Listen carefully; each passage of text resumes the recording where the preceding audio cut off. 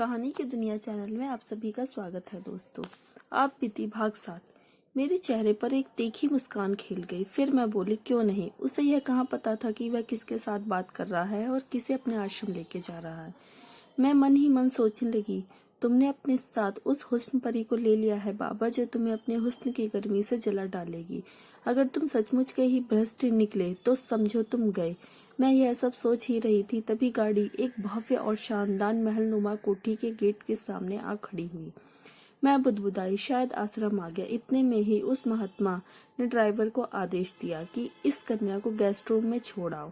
मैं महात्मा को प्रणाम कर ड्राइवर के साथ आश्रम के अंदर चली आई।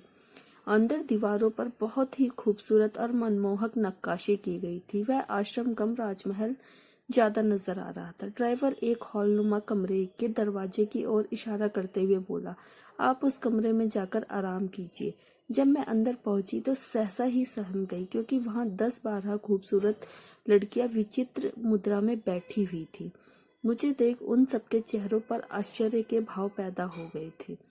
मेरे कुछ बोलने से पहले ही वे सब एक स्वर में बोल पड़ी, एक और हलाल होने के लिए आ गई। मैं कुछ समझ न सकी और उनकी ओर से देखते हुए बोली, क्या मतलब, तुम बहुत ही भोली हो बहन, इस महात्मा के चुंगल में कैसे फंस गई। हम सबको इसने वैश्या बनाकर छोड़ दिया है। मैं कुछ समझी नहीं, मेरे मुंह से अन्यास ही निकल गया। इस आश्रम में महात्मा के अमीर शिष्यों के बिगड़ैल लड़के, सुरावे सुंदरी के आशिक मंत्री तथा उद्योगपति आते हैं और हमारे यहाँ 7 रंगरलियां मनाकर चले जाते हैं। हम जाएंगे भी तो कहाँ जाए, हम सब मजबूरियों की मारी हैं। मैं सोचने लगी, जैसे मैं बेघर हूँ, मेरे माँ बाप जैसे अपने लिए जी रहे हैं वैसे ही इन सब के माता पिता भी होंगे, लेकिन मैं इन सब की तरह अबला नहीं हूँ। पुरुषों से खेलना तो मेरा शौक है। तभी किसी गाड़ी का हॉर्न सुनकर मैं अचानक ही चौंक पड़ी। यह हॉर्न मेन गेट की ओर से आ रहा था। इतने में महात्मा का एक शिष्य आकर बोला, जो नई लड़की आई है, महात्मा जी उसे मिनिस्टर साहब से मिलवाना चाहते हैं। हाँ हाँ चलो, मैं आ रही हूँ। मेरे यह कहते ही वह शिष्य चला गया। अब मैं गंभीर होते हुए बोली, तुम में से किसी के पास कोई ऐसा हथियार नहीं जो तुम सबको आजाद करवा सके। डरो मत, डरने से किसी भी समस्या का समाधान नहीं होता। देखो, मेरी जिंदगी का कुछ अजीब सी ही है। मैं पुरुषों की बाहों में डोलते हुए ही जवान हुई हूँ। मुझे अपनी आबरू से कोई रिश्ता नहीं रह गया है। अगर कोई स्त्री या पुरुष स्वेच्छा से एक या अधिक व्यक्तियों से यौन व्यवहार करे तो मैं उसे बुरा नहीं मानती, क्योंकि इसके पीछे उनकी कोई न कोई मजबूरी होती है। लेकिन जहाँ यौन व्यवहार मनमाने ढंग से जोर जबरदस्ती से किया जा रहा हो, मैं उसे अच्छा नहीं मानती हूँ। वह मेरी नज़र में अपराध है। महात्मा और उसके शिष्यों ने तुम सबके साथ बलात्कार किया है, यह जुर्म है। मैं उन्हें छोड़ूंगी नहीं। मेरे यह कहते ही सभी मेरे साथ हो गई और जिसे जो हाथ लगा लेकर हॉल के बाहर निकल गई। मेरे हाथ में भी एक लोहे का सरिया था। वह महात्मा मेरे पीछे उन युवतियों को देखकर घबरा गया और वह मिनिस्टर अपने सूखे होठों पर जीभ फेरने लगा। मिनिस्टर के साथ उसके सुरक्षाकर्मी भी नहीं थे, क्योंकि वह तो यहाँ रंगरलियां मनाने आया था ना। मैंने गरजती आवाज में कहा, अब देख क्या रही हो, ऐसा मौका बार बार नहीं आता। यह कहते हुए मैंने महात्मा के सिर पर एक सरिये से वार कर दिया। फिर मैंने मिनिस्टर को अंधाधुंध पीटने लगी। मेरे हाथ उठाते ही वे सब भी उन पर टूट पड़ी। तभी मिनिस्टर के पेट में मेरा सरिया घुस गया और जोर लगाकर सरिया खींचा और महात्मा के पेट में घुसेड़ दिया। खून के बुलबुले से फूट पड़े। उन्हें भागने या संभलने का मौका भी नहीं दिया था। जब तक आश्रम के कर्मचारी ने फोन कर पुलिस को बुलाया, मेरे चेहरे पर जरा भी अफसोस या भय के भाव नहीं थे। मैंने जो भी कुछ किया था ठीक ही किया था। कानून उन्हें कभी भी सजा नहीं दे पाता, क्योंकि उसे गवाह और सबूत चाहिए था। भला मिनिस्टरों या भ्रष्ट महात्माओं के खिलाफ सबूत या गवाह कभी मिला करते हैं कि उनके खिलाफ मिलते। मर्दानी बाहों के स्पर्श का भाव अर्थ है, मैं आज जान पाई थी। पुलिस मेरे साथ साथ उन युवतियों को भी गिरफ्तार कर लिया, लेकिन हम सब कसूरवार कहाँ थी। जेल का जेलर बड़ा ही सनकी आदमी था। उसे हर रोज एक नई लड़की का चस्का लगा हुआ था। मैं महिला जेल में थी, जहाँ भी पुरुष कैदियों की तरह दादा टाइप कैदी महिला थी, जो कमजोर महिला कैदियों के साथ अमानवीय व्यवहार किया करती थी। यदि मैं यहाँ नहीं आती तो मुझे यह पता नहीं चलता कि खूबसूरत महिला कैदी बड़े बड़े नेताओं के पास भेजी जाती हैं। मैं महिला कैदियों में सबसे अधिक खूबसूरत, कमसिन और स्मार्ट हुस्न परी थी। शाम तक मेरी खूबसूरती की रिपोर्ट जेलर को दे दी गई। दादा और चमची टाइप महिला कैदियों ने यही काम किया था। जेलर को यह कहाँ पता था कि वह किस आग से खेलने जा रहा है। रात के कोई 12 बजे मैंने 4-5 युवा महिला कैदियों को सस्ते संवरते देखा। मेरी समझ में ये बात नहीं आई कि रात के 12 बजे इन्हें कहाँ जाना है कि इतना सज संवर रही हैं। मैंने सहसा साहस करके उनसे पूछा, तो सब इतनी रात को क्यों बन ठन रही हो, और तुम बाहर जा भी तो नहीं सकती, क्या मतलब? मैं यह पूछते पूछते चौंक गई। तुम्हारा भी नंबर आएगा, चिंता क्यों करती हो? यह कहकर वे जेलर की गाड़ी में जाकर बैठ गई। मुझे आश्चर्य हुआ। कमाल है, यह महिलाएं अपराधीन हैं। जेल की चारदीवारी से इनका बाहर जाना दंडनीय अपराध है, और यह जेलर इन्हें अपनी गाड़ी में बिठाकर ले जा रहा है। यह कैसा जेल है, ये कैसी सजा है, और ये कैसा कानून के रखवाले हैं। मैं ये सोच रही थी कि एक 18-19 वर्ष की लड़की मेरे पास आ खड़ी हुई। क्या सोच रही हो? जेल भी आजकल किसी होटल या बार से कम नहीं है। बड़े लोगों का चारागाह जेल ही तो है, और खूबसूरत महिला कैदी उस चारागाह की हरी भरी घास हैं। आज वे युवतियां किसी मंत्री को खुश करने गई हैं। वे 2-3 बार जहां गई, उनकी सजा कम हो जाएगी। जेल में उन्हें वीआईपी सुविधाएं प्राप्त हो जाएंगी। उन्हें कैदी भला कौन कह सकता है? वह लड़की यह कहकर हंसने लगी। मैं सोच रही थी, जेल का दूसरा नाम सुधार गृह भी है। क्या कैदियों में सुधार इसी तरह से लाया जाता है? जेल तो वेश्याओं को जन्म दे रहा है। महिलाएं यहाँ आकर वेश्यावृत्ति की ओर अग्रसर हो रही हैं। यही सोचते सोचते मैं अचानक ही बोल पड़ी, यह कैसे संभव है? मैंने 2 खून किए हैं, क्या देह के बल पर मुझे सजा नहीं हो सकती? यहाँ सब कुछ संभव है, और तुम तो लाखों में एक हो। किसी मंत्री की नज़र में उतर गई तो समझो तुम निर्दोष साबित कर दी जाओगी। क्या सभी हत्यारों को सजा ऐसे ही होती है कि तुम ऐसा सोच रही हो? जेलर ने तुम्हें पसंद कर लिया है। तुम्हारी खूबसूरती की चर्चा पूरे जेल में है। यह कहकर वह लड़की दूसरी ओर चली गई, और मेरे मन में एक उम्मीद की किरण जाग गई। मैं इस जीवन से किसी भी तरह मुक्ति पाना चाहती थी। मेरे खिलाफ मुकदमा अदालत में था। मुझे अभी सजा नहीं हुई थी। अगले दिन मैं एक किताब पढ़ रही थी। संयोग से वह किताब अपराध से ही संबंधित थी। उसमें एक जगह लिखा था कि जो व्यक्ति एक से अधिक लोगों के जीवन के साथ खिलवाड़ कर रहा हो, उसे जान से मार देने में कोई बुराई नहीं है। मैं ये पढ़ते ही आत्मविश्वास से भर गई। मेरे दिमाग में अपराध बोध छंट गया। मैंने 2 ऐसे व्यक्तियों के कत्ल किए हैं जो जिस्म के सौदागर थे। मेरे भीतर ये मंथन चल रही थी कि एक सुरक्षा गार्ड ने आकर मुझसे कहा, तुम्हारा फ़ोन है, तुम बाहर आकर बात कर लो। मेरा कोई भी तो फ़ोन करने वाला नहीं था। सारे संबंधों से मैं परे थी। मैंने बाहर आकर रिसीव उठाया तो उधर से जेलर की आवाज़ सुनाई दी। मैं जेलर बोल रहा हूँ, तुम्हारी सुंदरता मेरे दिल में उतर गई है। मैं पागल सा हो गया हूँ। तुम मेरे ऑफिस में चली आओ। मैंने फ़ोन काट दिया और अंदर आकर सोचने लगी। मैंने अब तक सिर्फ मौज मस्ती के नाम पर पुरुषों से शारीरिक संबंध बनाए हैं, तो फिर आज तो जीवन रक्षा के लिए इसकी विशेष ज़रूरत है।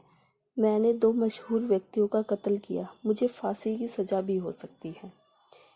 ऐसे में मुझे जेलर की बात मान लेनी चाहिए। वह चाहे तो मुझे बचा भी सकता है। यही सोचते सोचते मैं तैयार हो गई और वहां से दौड़ती हुई जेलर के ऑफिस में आ गई। जेलर की नज़र मुझ पर जैसे ही पड़ी, उसका दीवानों जैसा हाल हो गया। मेरे चेहरे पर निगाहें टिकाते हुए वह बोला, तुम इतनी खूबसूरत हो, तुम्हें तो बार बार देखने को जी करता है। विश्वास ही नहीं होता कि तुम कत्ल भी कर सकती हो। देखो, तुम मेरा ख्याल रखोगी तो तुम जेल से भी छूट सकती हो। मैं तुम्हें ऐसे शीट्स पर बैठे व्यक्तियों से मिलवा दूंगा कि वे तुम्हारे खिलाफ मुकदमा ही नहीं चलने देंगे। जेलर काम की बात कर रहा था। मैं अनायास ही मुस्कुरा पड़ी। मुझे क्या करना होगा जेलर साहब? अन्य महिला कैदियों की तरह मुझे भी खुश करना होगा। मैंने इसके लिए ऑफिस के बगल में ही एक छोटा सा बेडरूम बनवा रखा है। आओ मेरे साथ, कहकर उसे बेडरूम की ओर बढ़ गया। मैं भी उसके पीछे पीछे उधर ही बढ़ गई। बेडरूम में घुसते ही उसने अलमारी से एक ब्रीफकेस निकाला और उसमें से टूटे का एक कैप्सूल निकालकर मुझे दे दिया। फिर उसने मुझसे कहा, तुम इसका इस्तेमाल करो, मैं तब तक उधर से आता हूँ। कोई 15 मिनट बाद वह सिगरेट फूंकता हुआ मेरे कमरे में आ खड़ा हुआ। अब तो तुम तैयार हो, यह कहकर जेलर ने मुझे एक सेब दे दिया। इसे खाओ।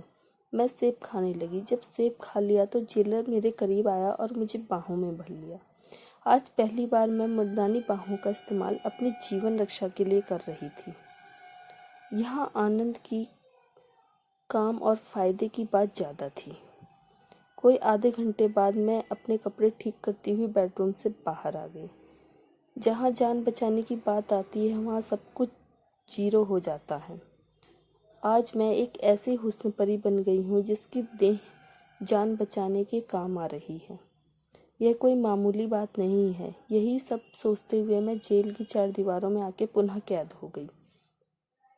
कोई 10 मिनट बाद जब पुलिस चली गई तो मैं उस गहरी खाई से बाहर निकल आई। तभी मेरी निगाह अचानक ही सड़क पर चली गई। जिस गाड़ी के ड्राइवर से मैंने हाथ देकर लिफ्ट मांगी थी वह कार अभी तक कुछ दूरी पर खड़ी थी। मैं लंगड़ाते हुए उधर बढ़ गई। मेरे नज़दीक पहुंचते ही कार का दरवाज़ा खुल गया।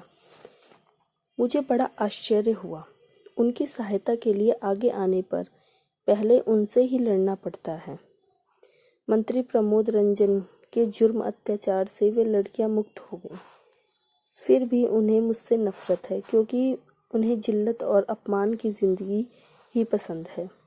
मैं जाने कब तक सोचती, तभी दिनकर नाथ ने मुझे टोक दिया। ईश्वर ने तुम्हें इतनी अच्छी काया दी है, उम्र भी अभी नाजुक है, फिर तुम अपराधिन क्यों बनी? क्या करूं? मुझसे किसी का शोषण होते देखा नहीं जाता। मेरे हाथ उसकी सहायता के लिए बरबस ही उठ जाते हैं। यह कहते हुए मैं मुस्कुरा पड़ी। तुम हंस रही हो? दिनकर नाथ आश्चर्यचकित रह गया। क्यों, हंसना सिर्फ मर्दों के हिस्से में आता है? मेरी आवाज़ थोड़ी तल्ख हो गई। मैंने ऐसा तो नहीं कहा। मेरे कहने का मतलब था कि जिस युवती ने कत्ल किए हैं पुलिस उसकी तलाश में है, और जो जख्मी है वह कैसे मुस्कुरा रही है।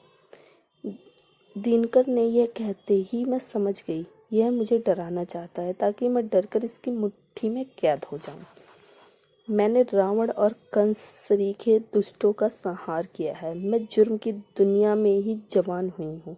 मेरे घर का माहौल भी कुछ ऐसा ही था। घर छोड़ने के बाद पुरुषों से ही मेरा पाला पड़ा, और वह भी गंदे, बदमाश और आपराधिक प्रवृत्ति के पुरुषों से, जो मंत्री थे, नेता थे, महात्मा थे, वहशी और दरिंदे थे, और नामर्द भी थे। कत्ल करना मेरा पेशा नहीं रहा है। यह तो हो गया जिसकी जिम्मेदारी मैं नहीं बल्कि वे दरिंदे थे। यह कहकर मैं चुप हो गई। दिनकर नाथ ने अब जवाब में कुछ नहीं कहा। शायद उसने समझ लिया था कि मैं मुड़ने या टूटने वालों में से नहीं हूँ। मैंने खिड़की से बाहर देखा। गाड़ी सड़क पर हवा की तरह भागी जा रही थी। मुझे रह रहकर ऐसा लग रहा था जैसे मैं अपने पीछे जीवन की एक दुख और विचित्र छाया छोड़ती जा रही हूँ। यह सब विचित्र बात ही तो थी, उस महात्मा का कत्ल करना, फिर जेल जाना और जेल की घोर यातनाएं भोगना। उन्हीं क्षणों में अयास जेलर का मेरे ऊपर मुग्ध होना, फिर अपने रूप के सहारे गृह मंत्री प्रमोद रंजन तक पहुंचना, सजा मिलने से पहले ही मुकदमा का रफा दफा हो जाना, इसके बाद मेरे हाथों गृह मंत्री को जिंदा जलाया जाना। एक अद्भुत संयोग ही तो था। ये साहस नहीं, दुस्साहस भरा काम था। मुझ जैसी सेक्सी बाला के लिए यह एक भी चीज को अच्छा या बुरा नहीं माना। इतने में दिनकर नाथ ने कार सड़क के किनारे खड़ी कर दी। मैं आश्चर्यचकित गाड़ी से नीचे उतर गई। मेरे दोनों पांव जख्मी थे और हाथ भी घायल थे। उनसे अभी भी खून टपक रहा था। पुरुष मानसिकता का एक नया ही एहसास हुआ था। मैं अचानक ही बुदबुदा पड़ी। मैं घायल हूँ, दर्द से कह रहा हूँ। मेरे हाथ पांव जख्मी हो रहे हैं। पुलिस के आतंक से मैं आतंकित हूँ और यह पुरुष मुझ में सेक्स ढूंढ रहा है, मुझसे एक निर्जन जगह में यौन संबंध बनाने के लिए बेताब है। क्या इसे इतना भी ज्ञान नहीं कि एक जख्मी औरत से कैसे पेश आया जाता है? मैं सोच ही रही थी कि दिनकर नाथ ने मेरे होठों पर अपने गर्म होठ रख दिए। मुझे बड़ा ही बुरा लगा। मैं मुंह फेरते हुए बोली, तुम्हें इतनी भी समझ नहीं है कि मैं घायल हूँ? तो मैं क्या करूँ? देखो, एक बार मन रख दो, मैं 1000 बार तुम्हारी मदद करूंगा। यह कहते कहते उसने मुझे गोद में उठा लिया। मैंने कुछ नहीं कहा। जमा मर्दानी बाहों का स्पर्श पाए काफी समय तो हो ही गया था। दिनकर ने गाड़ी की बत्ती बुझा दी और मुझे पिछली सीट पर सुला दिया। फिर वह झुककर मेरे तलवे चाटने लगा। वह चाट रहा था और मुझे घिनसी आ रही थी। मेरे पांव खून से लथपथ थे, उनमें धूल मिट्टी लगी हुई थी। देखते ही देखते उसने मेरे दोनों तलवे चाट कर साफ कर दिए। अब वह मेरी नाभि के गड्ढे में अपनी जीभ का अग्रभाग डालकर गोल गोल घुमाने लगा। इस स्पर्श क्रीड़ा ने मेरे ठंडे पड़े खून को गर्म कर दिया। मेरे हाथ पांव का दर्द गायब हो गया, मगर यह एक दैहिक आकर्षक था। कोई 10 मिनट बाद दिनकर ड्राइविंग सीट पर जाकर बैठ गया। मुझे अब दर्द से काफी राहत मिल गई थी। मन हल्का हो गया था। गाड़ी हवा से बातें कर रही थी। तभी उसने कहा, मैं मूलतः एक मनोचिकित्सक हूँ। तुम्हारे दर्द का मैंने प्राथमिक इलाज कर दिया है। तुम्हें अब दर्द नहीं हो रहा होगा। मैंने कुछ नहीं बोली। वह गाड़ी की गति धीमी करते हुए पुनः बोलने लगा, सेक्स का संबंध मन से होता है और यही वजह है कि इससे मन के सारे विकार दूर हो जाते हैं। दर्द का भी संबंध दिमाग और दिल से होता है। शरीर का संबंध अगर दिल और दिमाग से कट जाए तो व्यक्ति को किसी भी तरह के दर्द की अनुभूति नहीं होती। मैंने तुम्हारे साथ सफल सहवास किया है, जिससे तुम चिंता और दर्द से मुक्त हो गई हो।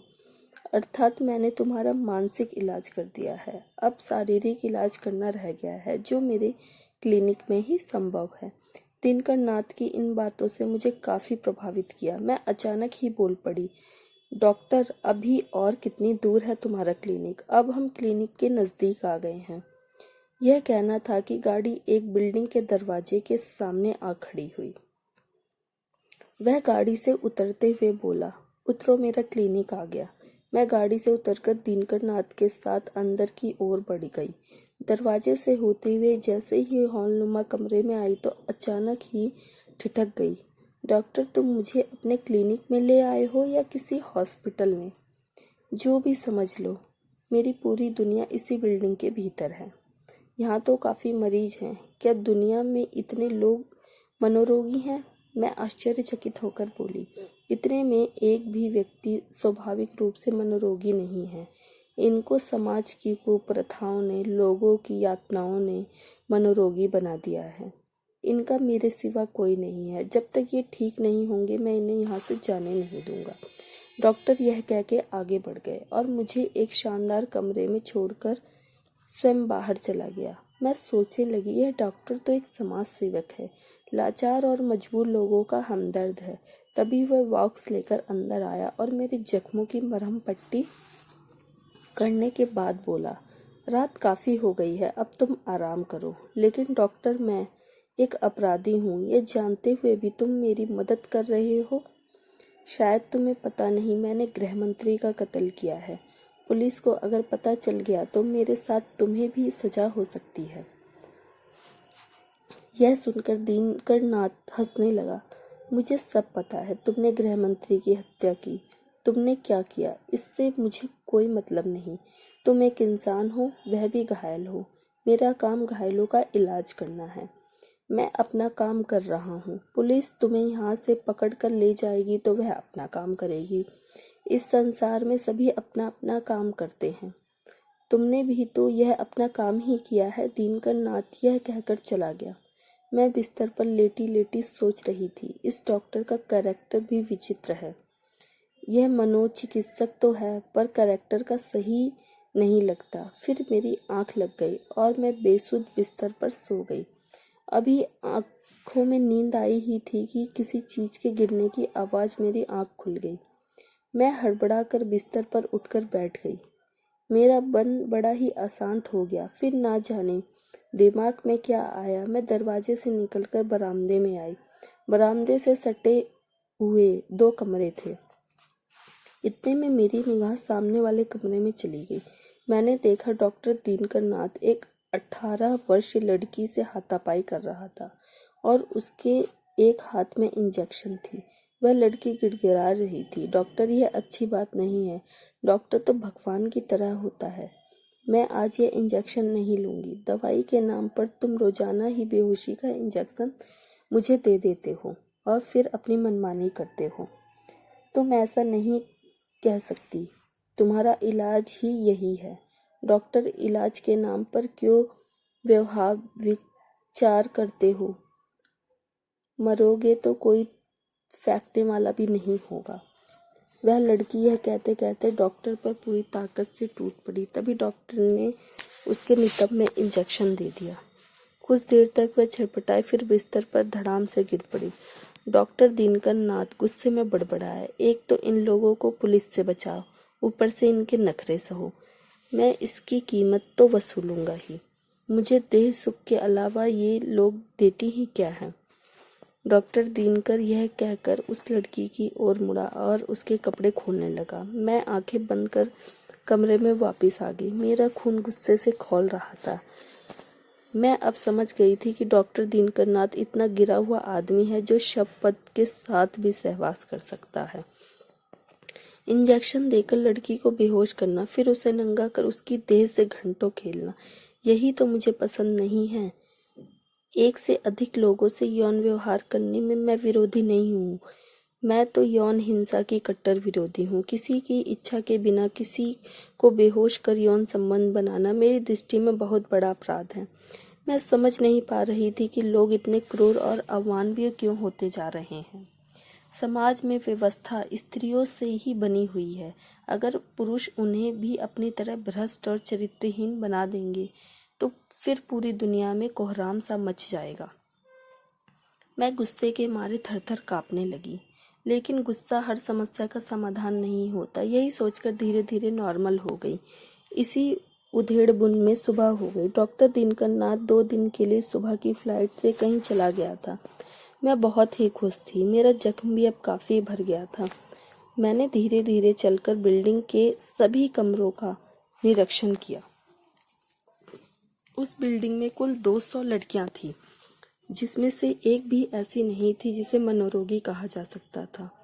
वे सभी की सभी लड़कियां आधुनिक सोच रखने वाली थी, अव्यवस्था के खिलाफ लड़ने वाली थी।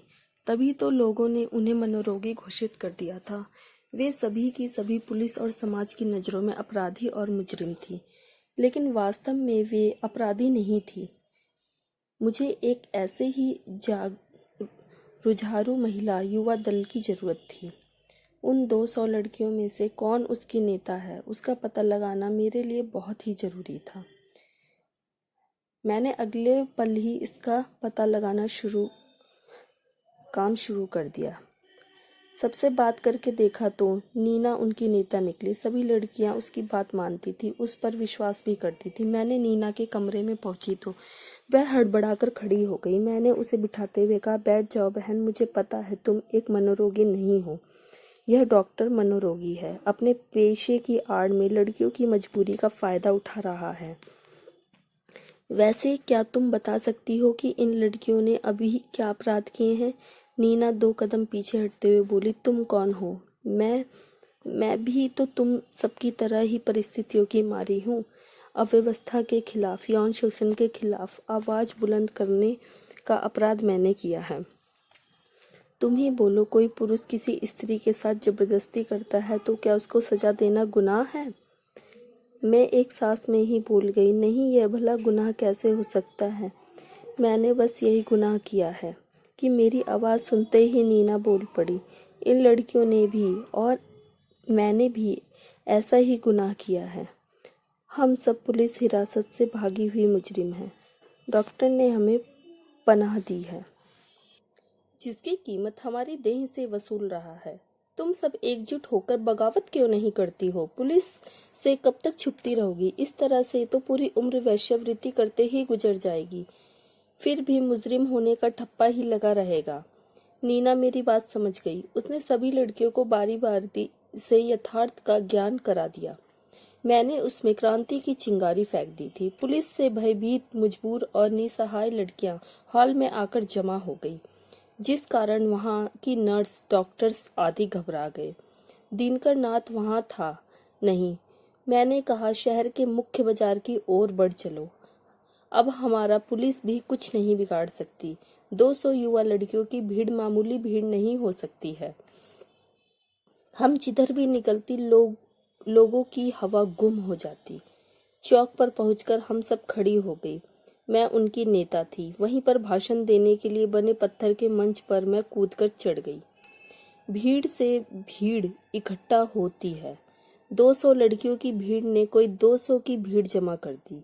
मैंने लोगों को संबोधित करते हुए कहा, मुझे आप लोग ध्यान से देख लीजिए। मेरा ही नाम काजोल है। गृह मंत्री की हत्या मैंने ही की है। पुलिस को मेरी तलाश है। मेरा नाम फोटो सहित देश के छोटे बड़े सभी पत्र पत्रिकाओं में छपा हुआ है। मेरे सिर पर इनाम है। जो मुझे पकड़ेगा उसे 1 लाख नगद इनाम सरकार देगी। ऐसी सनकी, पागल और अव्यवस्था फैलाने वाली सरकार और कर भी क्या सकती है? सरकार सनकी, नष्ट, पागल इसलिए है क्योंकि जो लोग सरकार में हैं वो ही भ्रष्ट हैं, अयास और देशद्रोही हैं। मुझ पर मदिरा सेवन करने, पुरुषों से यौन संबंध बनाने या गलत तरीके से पैसा इकट्ठे करने का आरोप है। मैंने भ्रष्ट नेताओं के गुरु अर्थात महात्मा को इसलिए जान से मारा था क्योंकि उसका आश्रम वैश्यालय बन गया था। वहां लड़कियों के साथ गृह मंत्री, उद्योगपति एवं स्वयं महात्मा व्यभिचार करते थे। वे लड़कियां इसके लिए तैयार नहीं थी। क्या आश्रम को वैश्यालय बनाना जुर्म नहीं है? अगर वह जुर्म नहीं है तो मैं मुजरिम कैसे हो गई? गृह मंत्री प्रमोद रंजन का फार्म हाउस भी एक खुटे से कम नहीं है। वहां तो महिला जेलों से भी महिलाएं सप्लाई होती हैं। वहां की व्यवस्था तो मैंने जाकर सुधारा। तंदूर की भट्टी में प्रबोध रंजन रोजाना ही 2-3 लड़कियों को जलाता था। मैंने उसको उसी भट्टी में झोंक दिया तो कौन सा गुनाह कर दिया? मेरे संबंध अनगिनत शिखर पर पहुंचे पुरुषों से रहे हैं। संबंध का होना अलग बात है और जबरदस्ती संबंध बनाना अलग बात है। जोर जबरदस्ती जहां भी मैंने देखी वहीं पर इसका विरोध किया। मेरी जिंदगी तो एक खुली किताब की तरह है। मैंने 80-80 साल के पुरुषों को अपने पीछे भागते देखा है। पुरुष के अंदर दूसरी स्थिति की ओर आकर्षण होने की प्रवृत्ति है। पुरुषों की इस प्रवृत्ति ने ही समय समय पर मेरे संयम को तोड़ा है। मैंने जब जब कोशिश की कि अब भटकना नहीं है, सादा जीवन जीना है, तब तब पुरुषों ने मेरी इस कोशिश पर पानी फेर दिया। मैं बहुपुरुष गामिनी होते हुए भी बलात्कार के प्रति बहुत ही संवेदनशील रही हूँ। इसे सबसे बड़ा वे अपराध मानती हूँ। मांग कर खाना और छीन कर खाना दोनों में बहुत फर्क होता है।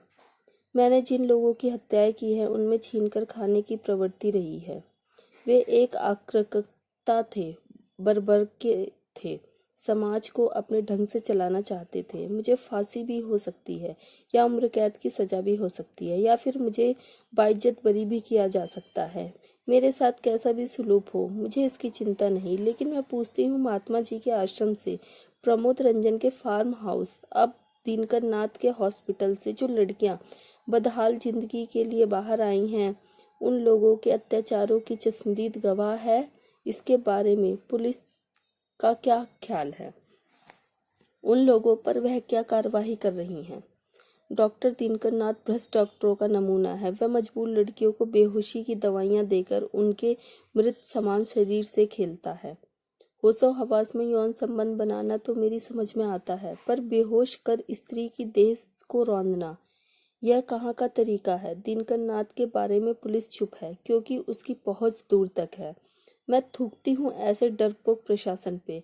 मैं जानती हूँ गरीब, मजबूर और कमजोर वर्ग की आवाज ना तो सरकार सुनती है ना ही पुलिस प्रशासन। मैं अभी और बोलती, लेकिन बोल नहीं सकी क्योंकि पुलिस फोर्स ने मुझे चारों तरफ से घेर लिया था। मैं देख रही थी मेरे भाषण को जनता ने एक भ्रष्ट और मक्कार नेता के भाषण की तरह ही समझा था।